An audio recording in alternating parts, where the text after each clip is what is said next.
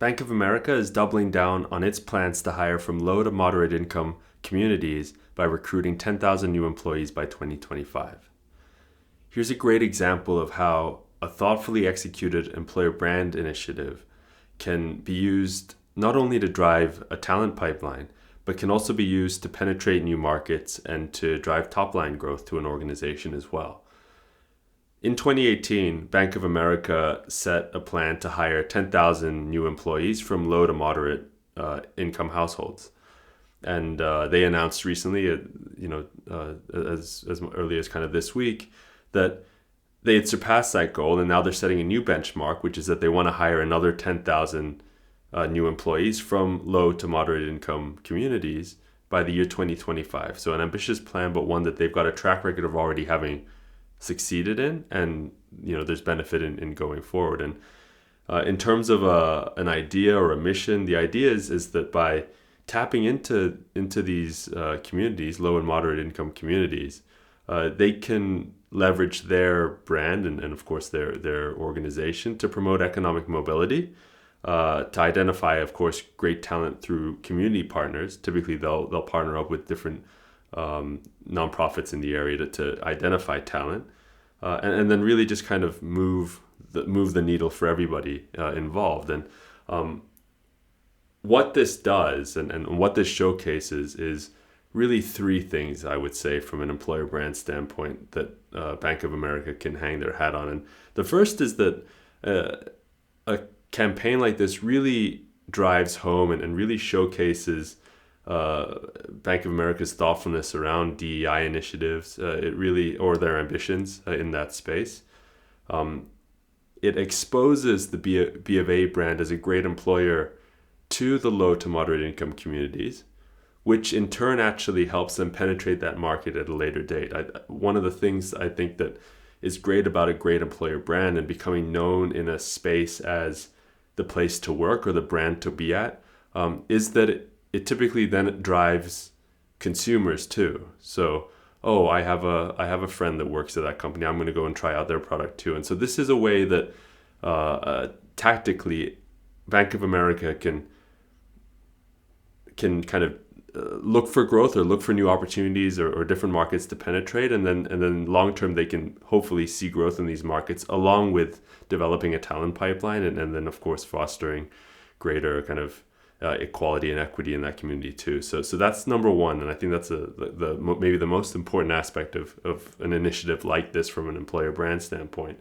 The second is that, I mean, with any initiative like this, Bank of America is really tapping into a greater talent pool than companies that aren't trying to tap into communities that they don't typically pull from in terms of talent. So this is quite a clever, quite a thoughtful way to execute access to a greater talent pool, especially in tight labor markets like we're seeing right now, where everybody seems to be struggling to find workers and find people to do jobs. This is one way that Bank of America can separate itself, especially when you consider the verticals that they operate in. So, think about whether we see other financial institutions even doing something like this, and from a positioning and a branding standpoint, where this sets Bank of America up, long term in terms of a sustainable competitive advantage. So that's the second, I think, important point to note when you see a story like this, or an initiative like this from a brand like Bank of America.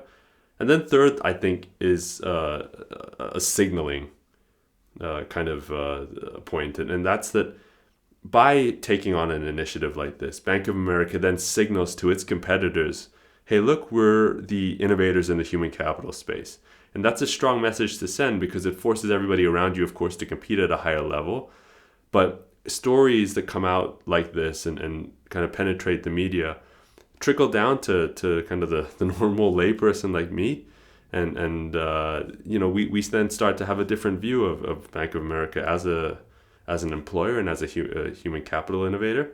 And it's just a good signal to the market in the same way that we see, other companies will signal mass hiring as a show of strength. I think this is a different way to show the labor markets and kind of just the professional workforce in general, that they're here to innovate, they're here to try new things. And with the track record that you see, they started the initiative in 2018, it's 2021, they've already reached their goal, and they're going to do it again. I think it really shows quite an innovative gene, at least in their DNA, so to speak. And so I think that's the third kind of important message to pull from an initiative like this, or an announcement like this. So it's great to see. It's a great employer brand play.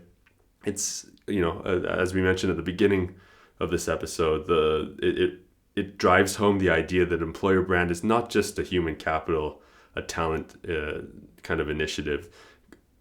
A thoughtfully executed employer brand can really drive growth at a top line level too, when you use it to penetrate new markets, because you're just tapping into kind of the way human beings think, and human beings think collectively. So, we don't separate, oh, here's a great employer, but we don't particularly like the product. We'll kind of tie it all in together. So a great brand is just a great brand is a great brand. And any way that you can tap into great brand codes is a greater way to penetrate new markets and drive just growth in general. So this is a great growth strategy on top of an employer brand strategy.